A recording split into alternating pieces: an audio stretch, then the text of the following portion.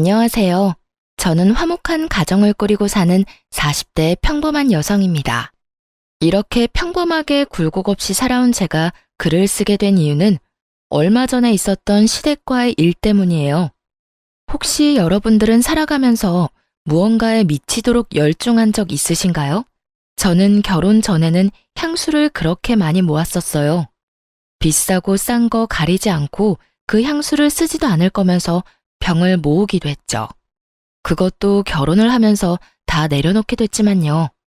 애가 생기고서는 애 후각에 영향이 미칠까봐 쓰지도 않게 되더라고요.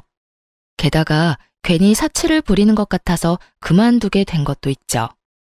무언가에 미치도록 열중하는 것이 나쁘지만은 않다는 걸 다들 아실 거예요. 어느 정도의 선만 지킨다면 말이죠. 하지만 저희 시모는 선을 지키지 않는 사람이었어요. 시모는 좋게 말하면 열정적인 사람이었고 나쁘게 말하면 정도를 모르는 사람이었어요. 제가 시모를 처음 만난 건 상견례 때였어요.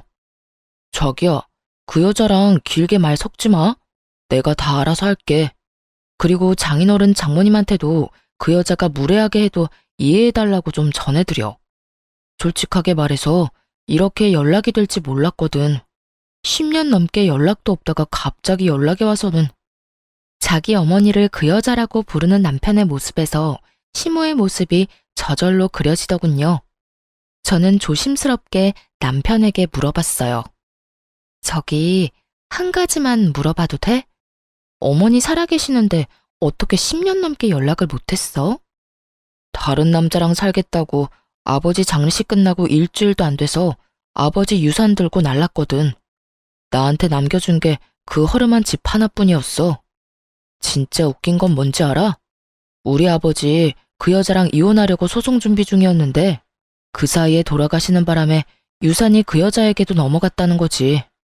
아버지 통장에 있는 돈 다 들고 홀라당 집 나가버리는 바람에 나 혼자 남아서 아버지 돌아가신 거 정리하고 대학 등록금 마련하느라 정말 개고생한 거 생각하면 그러니까 그 여자가 혹시라도 너한테 무슨 수작이라도 걸면 무조건 나한테 돌려. 나한테 꼭 물어보고 꼭 허락받아야 한다고. 알았지? 남편은 시모를 어머니라고도 부르지 않더군요. 그저 그 여자라고만 불렀어요. 남편 말을 들으니 남편이 고생한 모습이 그려지더군요.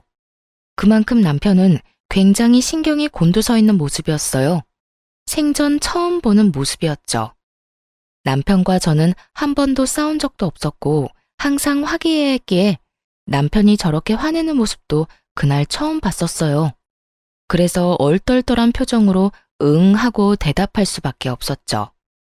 처음 만나는 시모는 평범한 사람은 절대 아니었어요.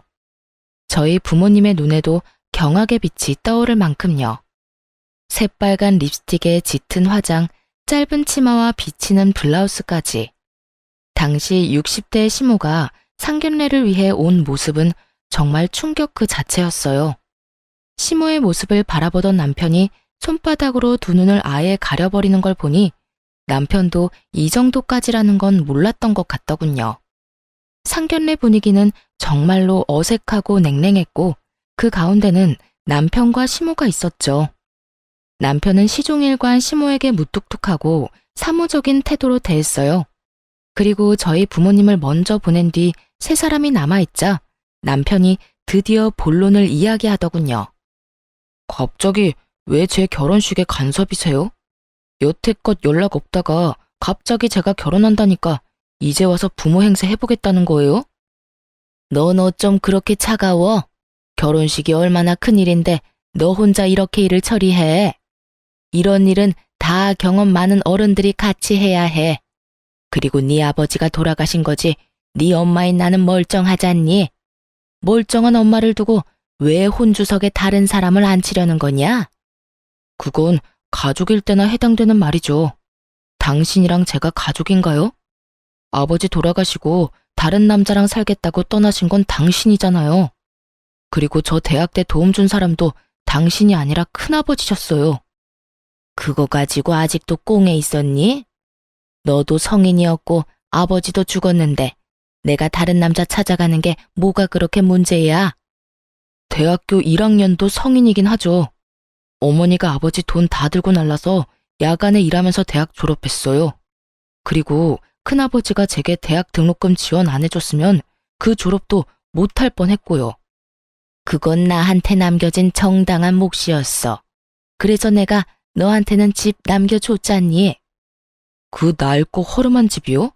그걸로 뭘 할 수 있는데요. 당장 돈이 없었는데. 아, 됐어요. 혼주석 앉고 싶으면 앉으세요. 대신 아버지 자리에는 큰아버지 모실 거예요. 남편은 그렇게 통보하듯 시모에게 말하고 저를 데리고 밖으로 나왔어요. 그 자리에 있던 저는 한마디도 못했고 솔직히 앞으로 결혼식에 한번 보면 안 볼 사람이겠구나 싶었죠. 그런데 상견례가 끝나고 결혼식을 하루 앞둔 날 모르는 번호로 연락이 왔더라고요. 결혼식 준비로 여기저기 전화번호를 뿌려놓은 상태라 샵 중에 어디인가 싶어서 전화를 받았는데 전화의 주인은 시모였어요. 할 말이 있으니 잠시 나오라는 말이었죠. 바로 회사 앞이었어요. 남편과 저는 같은 직장에 다니고 있었기에 그날 남편이 야근을 한다는 걸 알고 있었어요. 그래서 어쩔 수 없이 저 혼자 만나러 갔어요. 설마 예비 며느리한테 무슨 짓을 하지는 않을 것 같았거든요.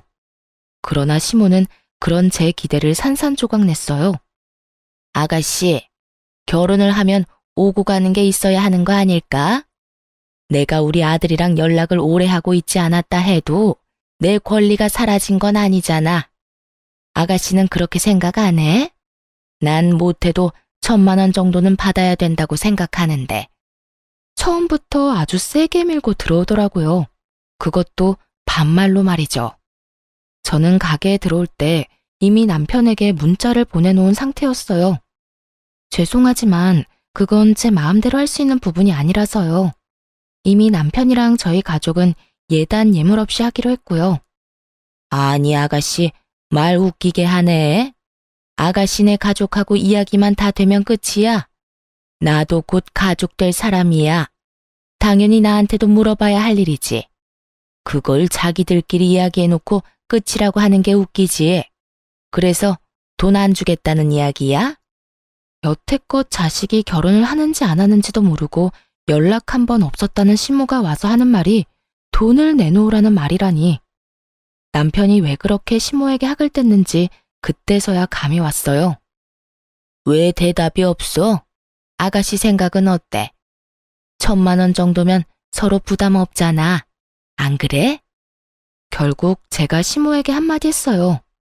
제 선에서 드릴 수 있는 말씀은 없는 것 같네요. 그리고 이런 말씀 드리기 좀 죄송하지만 그런 이야기는 아드님하고 먼저 하시는 게 좋을 것 같네요. 제가 왜 여기 와 있어야 하는지도 모르겠고요. 아들이랑은 이미 이야기가 다 됐으니까 하는 말이지.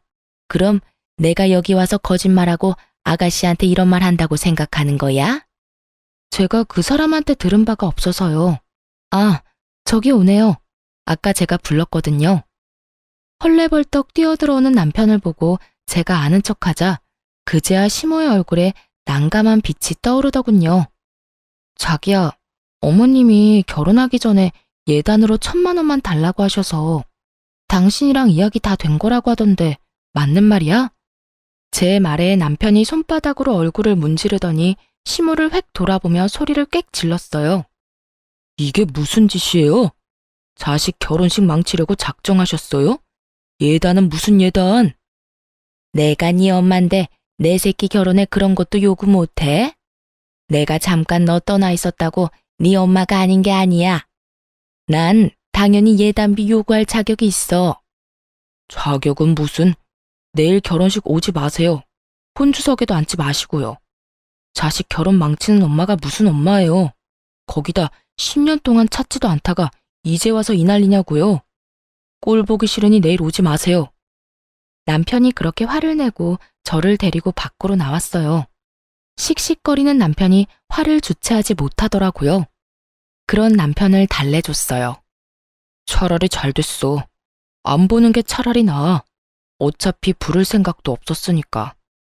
아, 진짜 미치겠네. 내일 오지는 않겠지? 저는 섣불리 대답을 못하겠더라고요. 시모가 돈 요구하는 걸 보니 솔직히 돈 때문에 시까지 참석하려는 걸로 보였죠.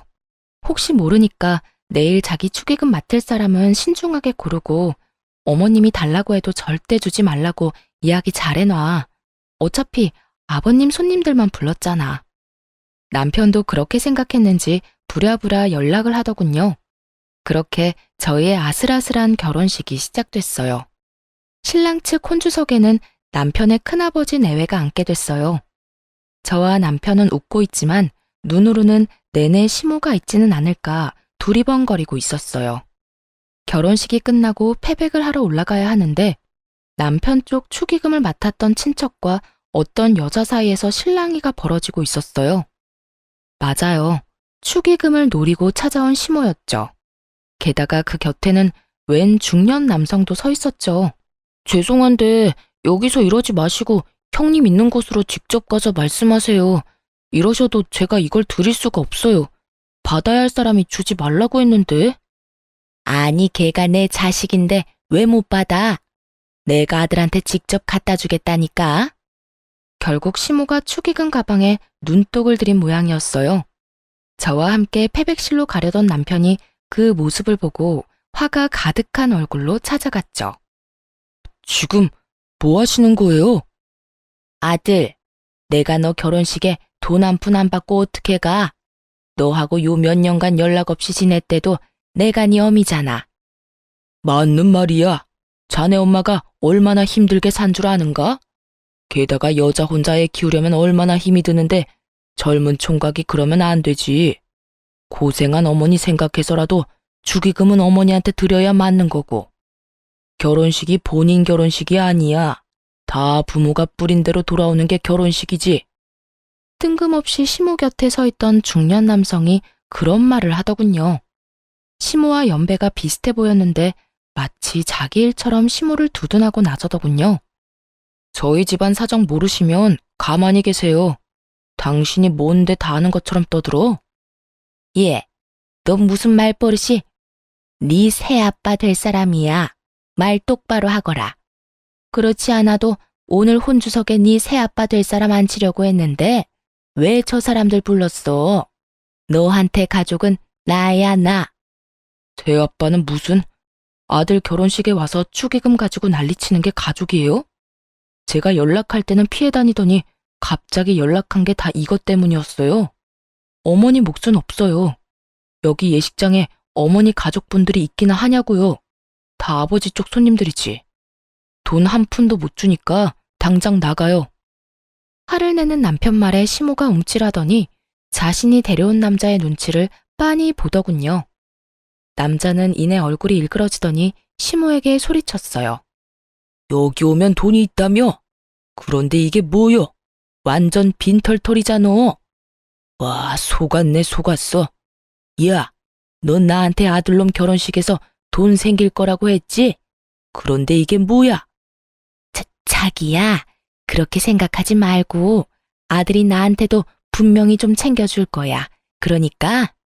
당신은 눈 알아 없어? 당신 자식이라는 인간이 눈 부라리는 거 안 보이냐고?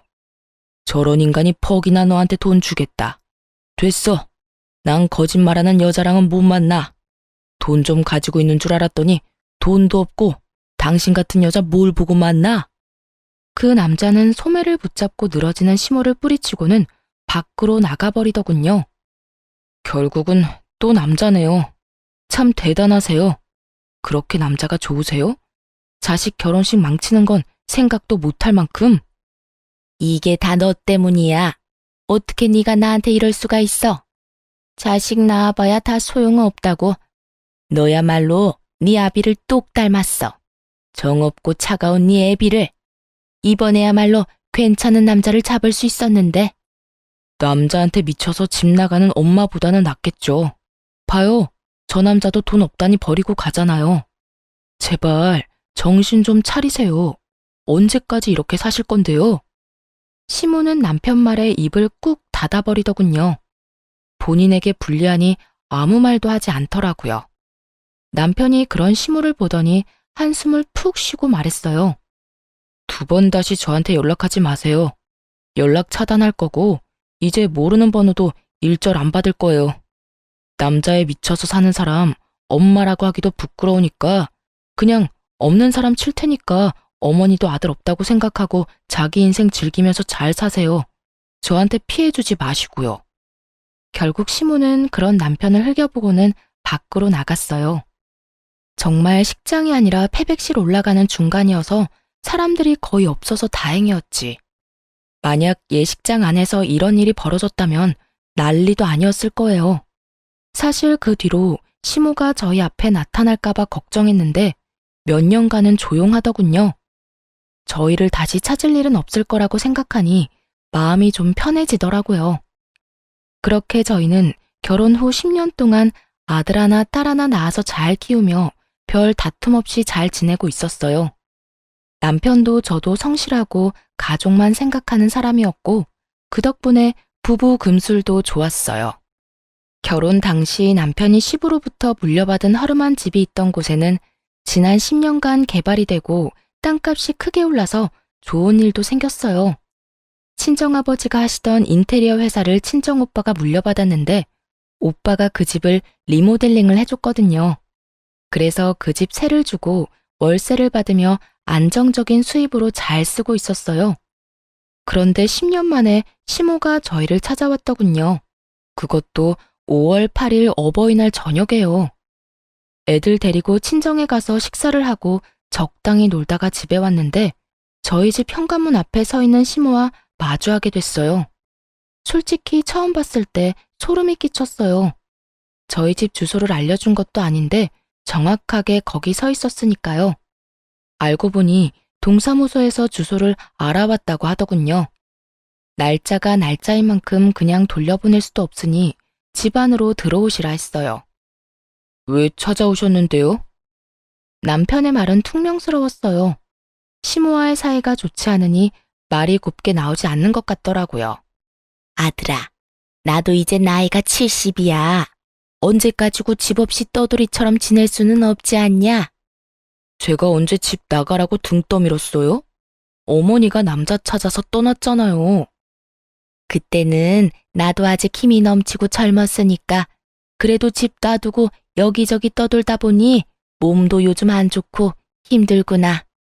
내 자식이 너뿐이니 네가 나를 책임지는 게 맞지 않겠니? 살 날 얼마 남지도 않은 늙은이잖아. 저한테 지금 어머니를 책임지라고요? 남편이 당황한 표정으로 시모에게 되물었어요. 그럼 너 말고 누가 있니? 내 자식이 너뿐인데. 시모는 오히려 차분해 보였어요. 하긴 아무리 남자가 좋아서 자식을 버렸대도 늙어서까지 남자를 쫓아다닐 수는 없는 노릇이잖아요.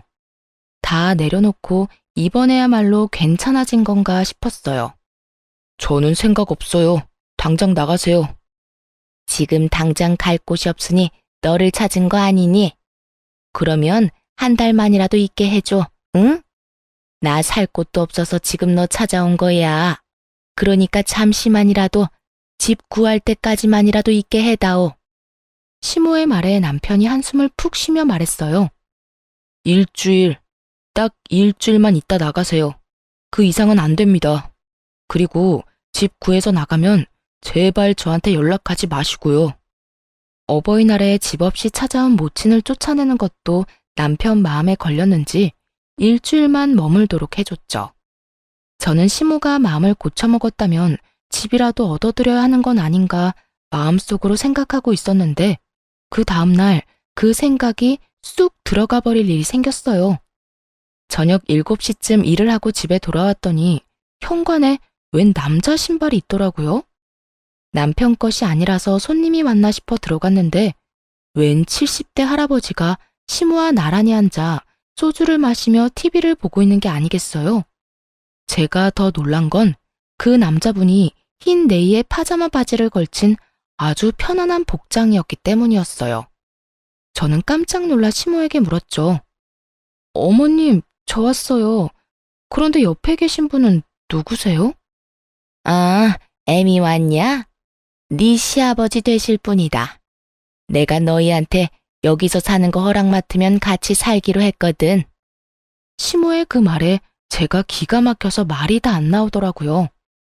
혼자 오시는 거니까 여기서 묵으라고 한 거였고 일주일만 있다가 가시기로 했으면서 말로는 우리 집에서 계속 사는 것처럼 말하더라고요. 어머님, 혹시나 해서 물어보는데 애기 아빠도 그분이랑 같이 사는 거 알고 있는 거 맞나요? 내가 차차 말할 생각이었어. 어차피 너희는 낮에 다 일하러 가잖니. 그리고 너희 들어올 때쯤에는 우리는 자고 있으니까 그게 힘든 일도 아니지 않니? 그냥 삼시세끼 밥만 먹도록 네가 해주면 되지. 안 그러니? 하고 싶은 말은 수백 가지였지만 꾹 참았어요. 남편이 오면 해결되리라 생각했거든요. 그리고 역시나 집에 돌아온 남편이 낯선 노인의 정체를 알고는 결국 터져버렸어요. 어머니, 이게 지금 뭐 하는 짓입니까? 그럼 어떡하니? 넌 결혼할 사람을 그냥 내쫓으라는 말이니? 정 같이 살고 싶으면 저 사람 자식들하고 살면 되잖아요. 왜 저예요? 저 사람 자식 없어. 나한테도 자식은 너 하나뿐이고.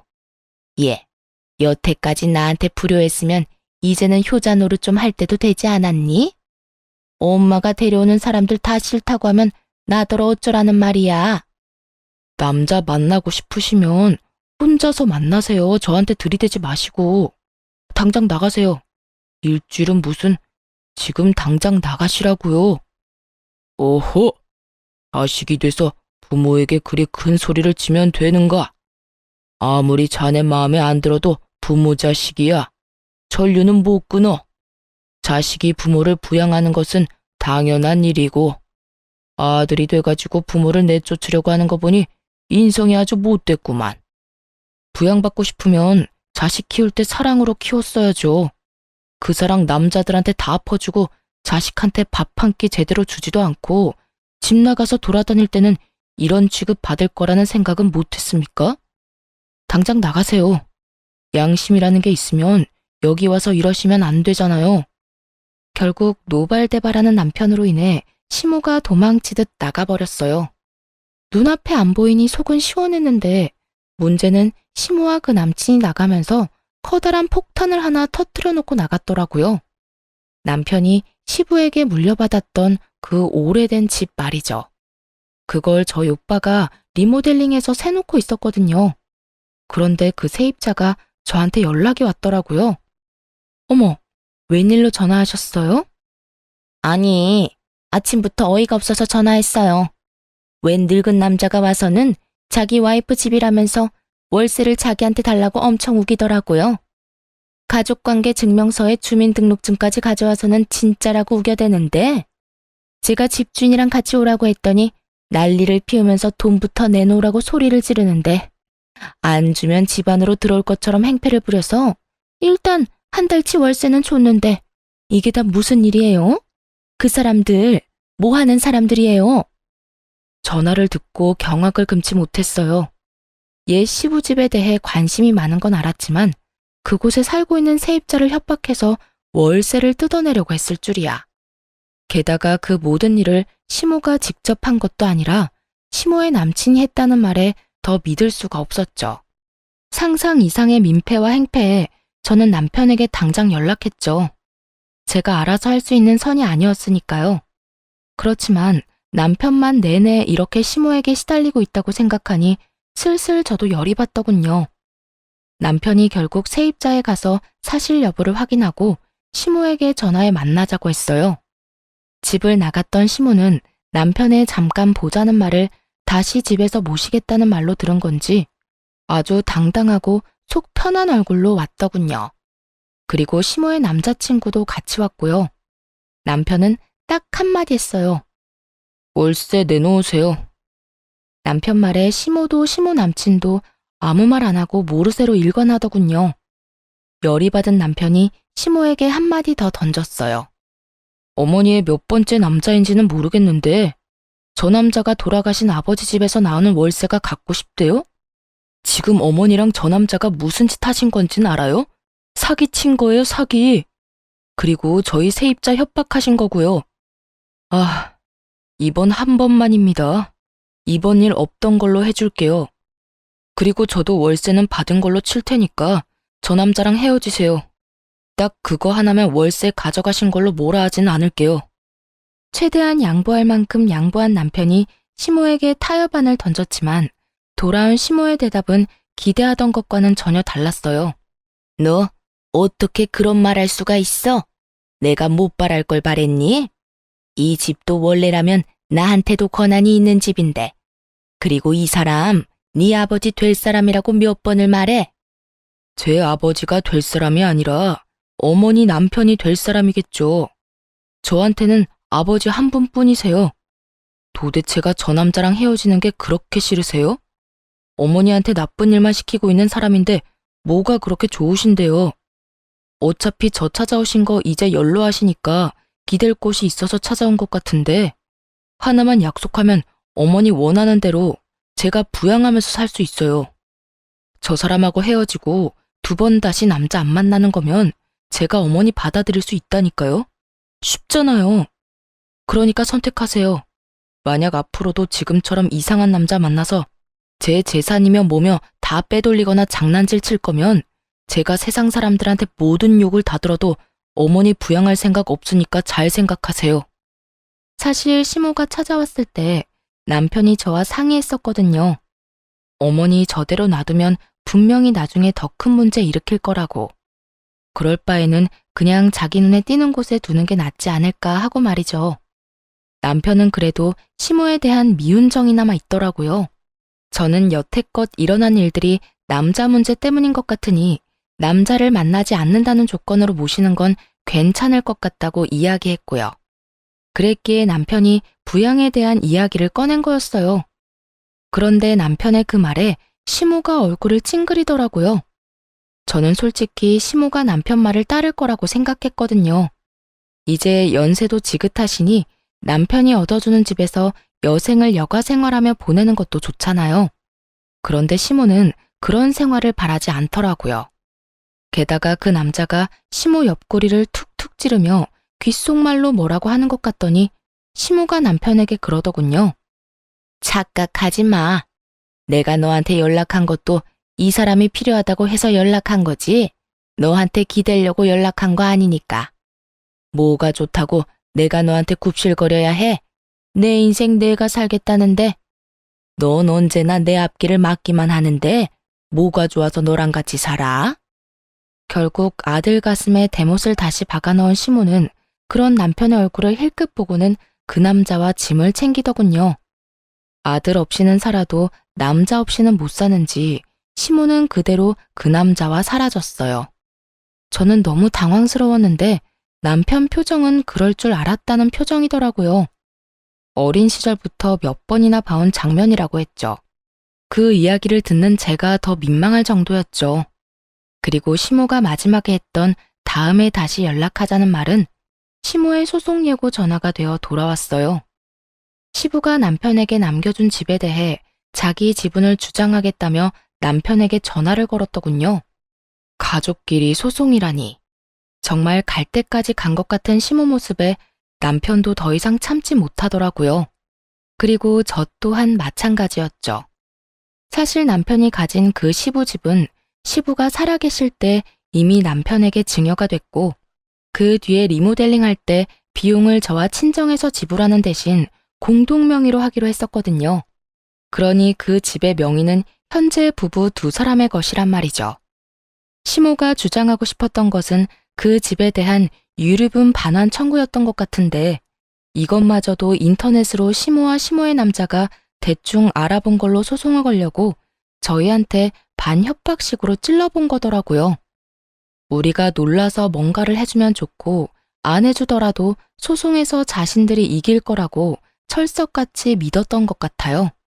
그런데 변호사를 직접 찾아가 본 적이 없었는지 그게 성립 자체가 안 되는 줄은 모르고 있더라고요.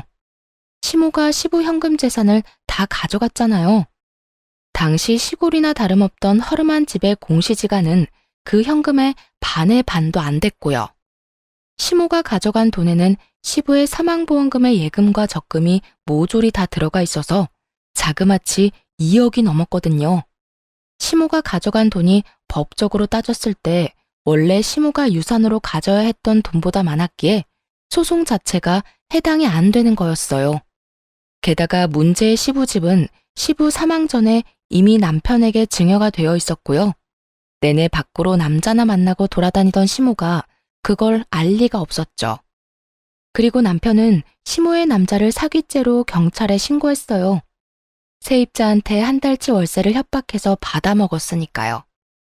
결국 시모의 남자친구가 경찰 조사를 받게 됐죠.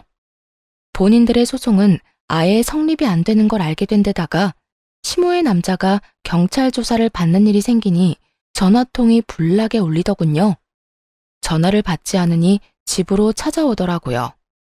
그때 남편이 없었는데 결국 시모의 분노를 제가 다 받게 됐죠. 야, 네가 우리 아들 네 입맛대로 만드는 거지?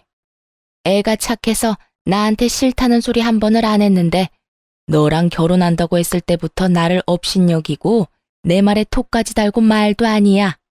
네가 그랬지? 너 때문에 내가 지금 어떤 꼴인지 알아?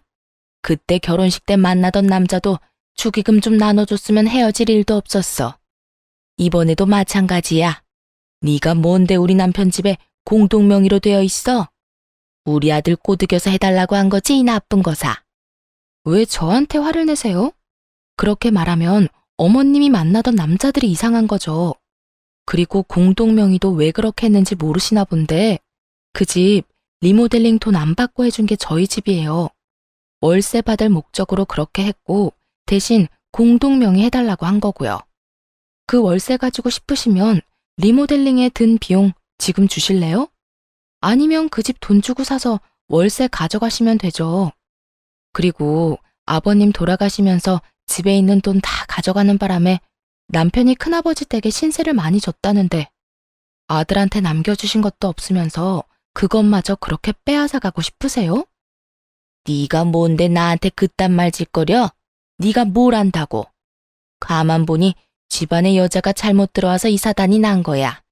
네가 우리 아들을 이리저리 조종하고 있는 게 틀림없어. 네가 우리 아들이랑 헤어지면 아들도 나를 다시 받아주겠지. 참 당황스러운 논리를 펼치는데 답이 없더라고요. 그냥 이렇게 말다툼하는 것도 다 소용없다는 생각이 들었어요. 그리고 그때 남편이 집에 들어왔어요. 예, 너 결혼 잘못한 것 같다. 너 나한테 그렇게 못되게 군 거 다 전현 때문이지? 당장 헤어져라. 어디 가운데서 모자 관계를 이간질시키고 있어? 남편은 시모 말에 더 이상 참을 생각 없는지 정색하며 말하더군요. 어머니가 무슨 권리로 제 결혼에 그런 말 하세요? 어머니가 만나는 그 망나니 같은 남자들부터 어떻게 좀 하세요. 너 설마 지금 내 탓하니? 그리고 그 사람이 뭘 그렇게 잘못했는데? 너랑 내가 가족인데 당연히 월세 대신 받아줄 수도 있지. 너는 나보다 그깟 월세가 더 중요하니? 그 사람이 네 아버지 될 사람이라고 이야기했는데도 꼭 그렇게 신고를 해야겠어? 그 말에 남편도 저도 어이가 없어서 순간 말문이 턱 막히더라고요. 월세가 중요했으면 다시 받아주겠다는 말조차 할 필요가 없죠. 그 생각을 전혀 못하더군요. 새삼스레 저 여자가 제가 생각했던 상식의 범주를 넘어섰다는 걸 깨닫게 됐어요. 남편이 그렇게 학을 떼고 싫어하는 이유를 정확하게 알게 됐죠. 자식을 앞에 두고 새로운 남자만 뒤쫓는 시모 모습을 보니 저 사람에게 모성이라는 게 있긴 한가 싶을 정도였어요. 남편이 한 발짝 양보해 주려고 했지만 그 양보마저 발로 차버리고는 만난 지 얼마 되지도 않는 그 사기꾼 같은 남자를 열심히 두둔하고 있는 시모의 모습을 보며 저도 고개를 절레절레 저었어요. 내가 너희 두 사람 때문에 지금 어떤 꼴인지 알기나 해? 그 사람 이번에야말로 나 죽기 전까지 만날 사람이라고 생각했는데 너 때문에 헤어지게 생겼어. 어떻게 책임질 거야? 네가 내 인생 다 망쳐놨잖아. 어머니 인생 망친 건 어머니 자신입니다. 나쁜 짓을 하면 벌을 받는 게 당연하다는 것도 모르세요? 그리고 그런 인간이랑 죽을 때까지 살고 싶은 게 평생 소원이셨어요? 그럼 알겠어요. 그 사람 만나러 가세요. 저는 앞으로 어머니랑 만날 일 없을 겁니다. 어머니가 어린 시절 저랑 아버지 버리고 열심히 새 남자 만나러 간 거 기억하시죠? 여태껏 어머니 정신 차리길 기다렸는데 이제는 더 이상 그러고 싶은 마음 없어요. 앞으로는 무슨 일이 있어도 저 찾지 마세요. 특히 돈 때문에 찾아오지 마시고요. 저도 더 이상 어머니 찾거나 기다릴 일 없을 겁니다. 서로 그렇게 팔자대로 살아요. 저는 어머니 없는 팔자대로, 어머니는 남자 쫓는 팔자대로. 그럼 가세요. 안 나갑니다. 남편은 더 이상 화도 내지 않고 시모를 밖으로 내쫓았어요. 화를 내는 게 차라리 관심이 있는 표현이라고 생각될 정도로 남편 눈에는 감정 자체가 없어 보였어요. 이번에야말로 시모에 대한 정을 다 떼버린 모습이었죠. 하긴 명백히 그 사람이 잘못했는데도 아들보다 만나는 남자 편을 드는 시모를 보면 누구라도 정이 뚝 떨어질 수밖에 없을 거예요. 그런데 몇 주 뒤에 모르는 번호로 전화가 와서 받았더니 시모였어요. 시모가 급히 애처롭게 저한테 매달리더라고요. 아가, 내가 며칠 전에는 참 미안했다. 너한테 서운하게 한 건 나쁜 뜻이 있어서 그런 게 아니야. 그러니 네가 이해 좀 해다오. 무슨 일로 전화하셨어요? 다른 게 아니라 그 사람이랑은 벌써 헤어졌어. 그런데 헤어지고 나니 이제 갈 곳이 없어서 가진 돈도 그 사람한테 다 뺏기고 같이 살던 집도 그 사람이 집 보증금 챙겨서 도망가는 바람에 갈 곳조차 없어. 그러니까 네가 우리 아들 설득 좀 해다오. 나 좀 받아주라고. 그때 나한테 남자 안 만나면 받아준다고 했으니까 네가 잘 좀 이야기해줘봐. 아들이 나한테 실망한 거 충분히 이해해. 그러니 앞으로는 조용히 쥐 죽은 듯 살 테니 한 번만 나 좀 받아달라고 전해줘. 응? 내일이 부탁하마. 매섭게 난리치던 시모가 한순간에 안면몰수하고 이런 요구를 하는 것도 솔직히 받아들이기 어려울 만큼 화가 났죠. 받아주겠다고 했을 때 그냥 받아들였으면 모두에게 편안하고 다행스러울 일이었을 텐데 남자가 좋아서 결국 남자 따라간 사람이 이제와 후회한다고 해봐야 설득력이 떨어지기도 했고요. 분명히 조금이라도 먹고 살만하면 다른 남자를 쫓아갈 가능성도 충분해 보였거든요. 참 대단하시네요. 남자 쫓아서 가실 때는 언제고 또 본인 힘들 때 아들 찾는 거 보니까 제가 더 민망하네요. 아들이 안 받아줄 것 같아서 저한테 연락하신 것 같은데 전 제 남편 생각에 따를 뿐이에요. 얼마 전에도 남편과 이야기했지만 어머니를 받아들일 생각도 없고요. 너희 너무하는구나. 내가 불쌍하지도 않아? 늙어서 고생하는 시어머니 건사하는 게 그렇게나 힘든 일이냐고. 그러면 자식 상대로 소송할 때는 무슨 마음이셨는데요? 부모라는 이유로 받는 걸 당연하게 생각하지 마세요. 남편이 어머님한테 받은 게 상처밖에 없는데 이제 와서 어머니 모시고 살라고 하면 남편이 좋아할 거라고 생각한 거예요? 그러니까 저희 남편이 한 발 양보했을 때 그냥 저희하고 같이 있었으면 이런 일도 없었잖아요. 아들 가슴에 대못 박을 때는 이런 상황 생각도 못했나 보네요. 어찌됐든 저한테 연락하지 마세요. 저는 남편 하자는 대로 할 거예요. 이제 제발 생각 좀 하시면서 사세요. 그렇게 대화를 끝냈는데 그날 저녁 바로 시모가 남편에게 연락을 해왔더라고요. 급하기는 급했나 봐요. 이야기를 들어보니 아예 수중에 돈이 하나도 없는 모양이더라고요. 그러니 부랴부랴 저희 남편에게 와서 매달리더라고요. 아들아, 제발 한 번만 봐주렴. 이 엄마가 이제라도 너랑 돈독하게 화목하게 살고 싶어서 그래. 내가 정말로 잘못했다. 그 사람이 그렇게 나쁜 사람인지 몰랐어. 앞으로는 그런 사람 만날 일 없을 거야. 마음씨 좋은 사람만 만날 테니 제발 나 한 번만 용서하고 너희 집에서 지낼 수 있게 해다오. 함께 지내는 게 싫으면 보증금만이라도 좀 빌려줘. 응? 남자를 만나지 않겠다는 말은 끝까지 안 하더라고요. 다음부터는 마음씨 좋은 사람을 만나겠다는 말에 남편은 더 허탈했던 것 같아요. 연락하지 말라고 했죠. 남자 찾아다닐 생각하지 마시고 그 힘으로 먹고 살 궁리하시면 어떻게든 사실 수 있을 거예요. 아버지하고 같이 살 때도 남자 때문에 몇 번이고 말썽 부렸으면 됐잖아요. 그거 이번에는 자식한테까지 말썽 부리고 싶으세요? 두 번 다시 어머니 그 말에 안 속을 거예요. 제가 보고 싶을 리가 없죠. 어쩐지 이상하다 싶었네요. 한 번도 연락 없던 어머니가 2번씩이나 연락하다니. 그것도 모르고 착각할 뻔했어요. 이제야 어머니가 제정신이 들었다고 말이죠. 먼저 연락한 그 2번 다 사귀던 남자들한테 돈 주려고 그런 거라는 걸 알고 나니 이제 저도 미련 같은 건 없어졌어요. 그리고 저는 다른 것보다 우리 애들이 어머니 보고 나쁜 거 배울까봐 걱정이에요. 다 늙어서까지 남자 뒤만 쫓아다니면서 자식 내팽개친 할머니, 교육적으로 너무 나쁘다고 생각하거든요. 그러니까 제발 저한테 다시는 연락하지 마세요. 애들 보기 부끄러우니까. 내가 부끄럽다고? 너 정말 그렇게 생각하는 거니? 내가 우리 손주들 보기 부끄럽다고 생각하는 거야? 난 그냥 내 인생 내가 산 것뿐이야. 네가 뭔데 나를 부끄럽다고 말하는 거야? 그러니까 본인 인생 사시고 싶으면 그냥 연락 안 하고 끝까지 남처럼 살았으면 됐잖아요. 왜 저한테 연락해서 이런 짓을 저지르냐고요? 대체 왜? 여태껏 어머니가 만나온 남자가 몇 명이나 되는지 아세요? 제가 알고 있는 것만 해도 5명이 넘어요. 그런데 그 사람들 중에 사고 안 친 사람이 있긴 해요. 적어도 2사람은 저한테서 돈까지 뜯어가려고 한 사람들이죠. 그런 사람들 때문에 저를 버리고 가는 어머니를 보면서 제가 무슨 생각을 했는지 궁금하지도 않으셨죠? 부끄럽고 화나고 상처받았어요. 부모라는 게 저런 인간이라면 부모를 버리고 싶을 정도로. 전 어머니가 우리 애들하고 가까이 할까봐 두려워요. 우리 애들한테 이상한 생각이라도 심어줄까봐. 어떻게 사시든 상관없으니까 제발 저한테, 제 가족한테 피해는 주지 마시라고요. 손주 이야기에 결국 시모가 완전히 넋을 잃더라고요. 아들에게 부모가 부끄럽다는 말을 듣고도 제정신일 부모가 있을 리 없죠.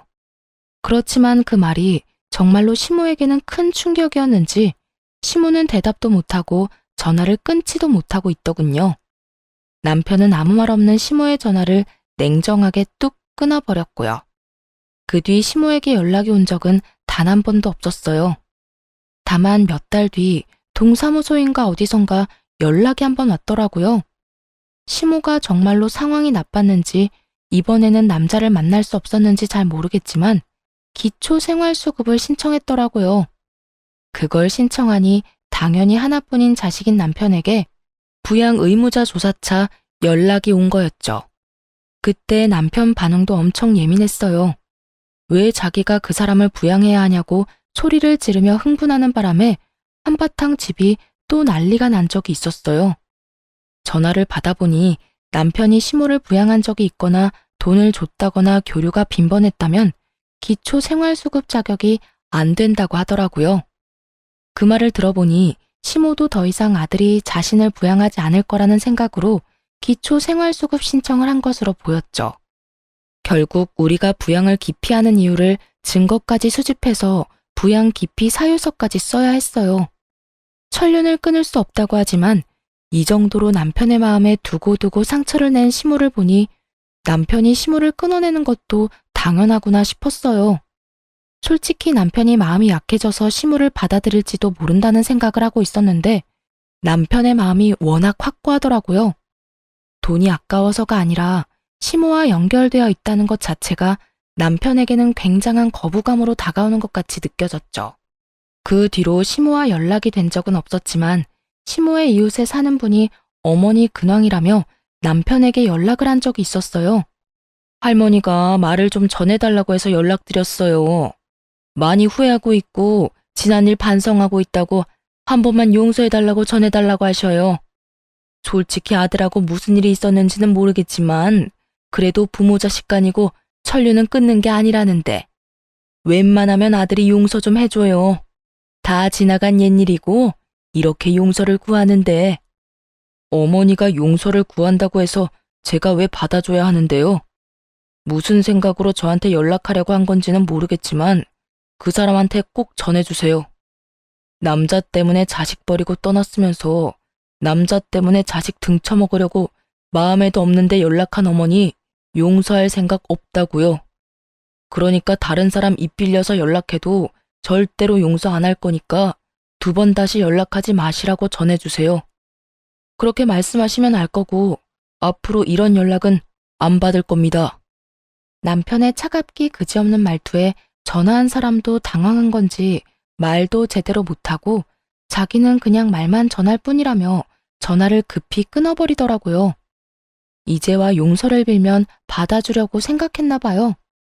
자식 가슴속에 맺힌 상처가 얼마나 큰지도 모르고 섣불리 덮으려는 모습이 참 답답해 보였어요.